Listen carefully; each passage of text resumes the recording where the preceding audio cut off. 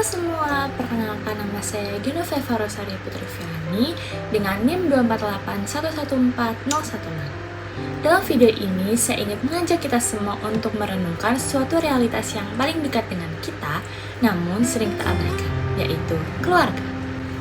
Dalam ajaran gereja Katolik, keluarga bukan sekedar kumpulan orang yang tinggal serumah, tapi sebuah persekutuan kasih yang hidup, tempat setiap pribadi pertama kali dikenal, dikasihi, dan dibentuk. Maka dalam video ini, saya akan membahas tentang pentingnya membangun keluarga yang sehat secara spiritual dan emosional berdasarkan pada kitab suci, ajaran gereja, dan nilai moral Katolik. Yang membuat anak nggak mau bercerita karena pendapat dia nggak pernah didengerin. Jadi akhirnya dia menutup skill storytelling itu sampai tua. Jadi ketika di depan umum ciri khasnya gini Pak, ciri khas anak kecil yang nggak pernah dikasih kesempatan ngomong. Ayo ngomong di depan umum, pasti gini.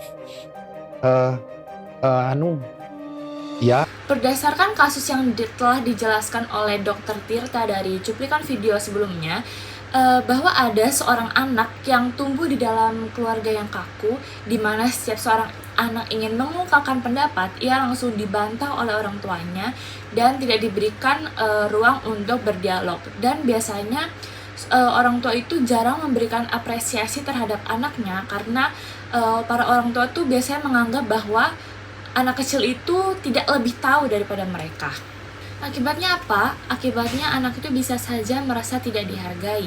Kemudian anak bisa saja mulai takut untuk berbicara, dan juga anak tuh bisa tumbuh dengan keyakinan bahwa suaranya tidak akan pernah didengarkan ataupun tidak penting. Hal ini tuh bisa berefek dalam jangka panjang, yang menyebabkan kecemasan sosial, rendah diri, dan kesulitan berbicara di depan umum.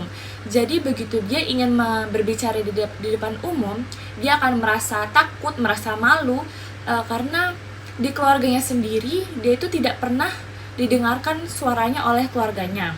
Terdapat juga solusi yang bisa dilakukan sebagai anak, yaitu anak itu harus menyadari bahwa suara dan pendapatnya sebagai anak itu tuh berharga di hadapan Allah. Dan anak bisa saja untuk berlatih berbicara di depan orang yang terpercaya, misalkan teman ataupun gurunya.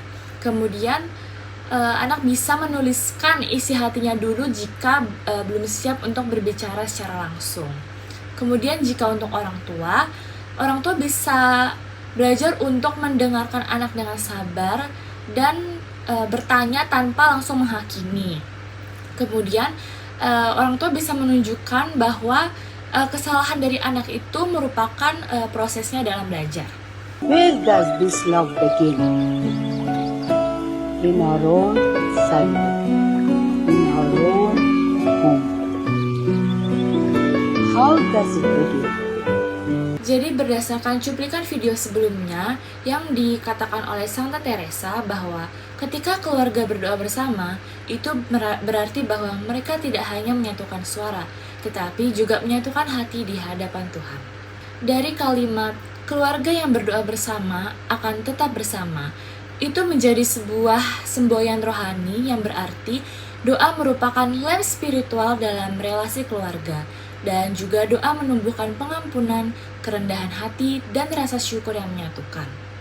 Kemudian Santa Teresa juga menutup bahwa jika keluarga tetap bersama, mereka akan saling mencintai seperti Tuhan mencintai kita. Kasih dalam keluarga itu seharusnya tanpa syarat, yaitu seperti kasih Allah. Kemudian menerima, bahkan ketika terdapat perbedaan pendapat di antara keluarga. Kemudian menguatkan, bukan menjatuhkan. Hidup berkeluarga bukanlah hidup yang bebas dari konflik, tetapi hidup yang dibangun dari komitmen untuk tetap bersama, bahkan ketika terdapat perbedaan. Ketika setiap anggota keluarga mau membuka hati, mendengarkan, dan saling menghargai, di sanalah kasih Allah hadir secara nyata. Marilah kita sebagai anak-anak, sebagai orang tua, maupun sebagai bagian dari keluarga manapun, marilah kita untuk berani menghidupi nilai kasih, dialog, dan pengampunan.